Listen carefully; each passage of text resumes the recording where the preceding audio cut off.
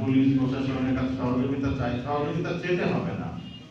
আপনি সহযোগিতা চেতে হবে না, আপনি শুধু বলেন আপনার এই পয়েন্টে সহযোগিতা লাগবে, আমরা চলে আসবো আপনাদের কাছে। আমরা আপনার শাসন করার জন্য আসি নাই, আমি এবং জেলা পরিষদ বলছি আমরা আউট অফ বক্সে কাজ করতে চাই। আমি আপনাদের বলবো না যে আমাকে ফুল দিয়ে বরণ করতে হবে, একটা টেবিল দিতে হবে, তারপরে বসার জায়গা দিতে হবে, নামতে দিতে হবে, তারপর আসবো না। আপনার প্রয়োজন ব্যবসায়ীরা বলেন, যে কোনো সেক্টরের লোক বলেন, শুধু একটু ডাকবেন যে আমার এখানে আপনাদের একটু সহযোগিতা লাগবে, আমার লোক পৌঁছাই দেবে আপনার কাছে।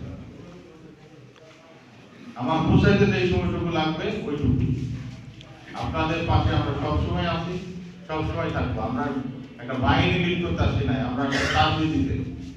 5ই আগস্টের পরের পর আমরা যা এসেছি, আমরা এসেছি সার্ভিস দিতে। আপনাদের এই সার্ভিসের মানসিকতা নিয়ে এসেছি। রুটির অবস্থা যে কদিন আছে সে কদিন এখানে থাকবো, বাকি চলে যাবো। এখানে আমরা পার্মানেন্ট না, আপনারা পার্মানেন্ট। আপনারা দয়া করে এই যে রংপুরের যে উদাহরণটা দিলাম, এই মানসিকতা থেকে যদি কেউ থেকে থাকেন, আমি মনে করি লালমনিরহাটবাসী নাই, না থাকলে ভালো। যদি থেকে থাকেন তাহলে সেখান থেকে বেরিয়ে আসেন। সুস্থ সুন্দর দেশ করতে সবারই অবদান লাগে। পুলিশ প্রশাসন একা পারবে না, রাজনীতিবিদরা একা পারবে না, সবাইকে এগিয়ে আসতে হবে। আমাদের পিছনে ফেরার কোনো সুযোগ নেই। আমরা সামনের দিকে এগিয়ে যাব, সুন্দর এবং সুস্থ দেশ গঠনের কাজে সবার সহযোগিতা নিয়ে চলব। আপনারা সবাই আমাদের পাশে পাবেন। আগে কি ছিল জানি না, পরিবর্তিত পরিস্থিতিতে আমাদের আজকে রাজনীতি ছাড়ার বক্তব্য আমাদের সাথে একটা সেশন ছিল, মানে হচ্ছে জনগণের কাছে যেতে হবে, অযথা কাউকে হয়রানি করা যাবে না, নিরীহ লোককে হয়রানি করা যাবে না।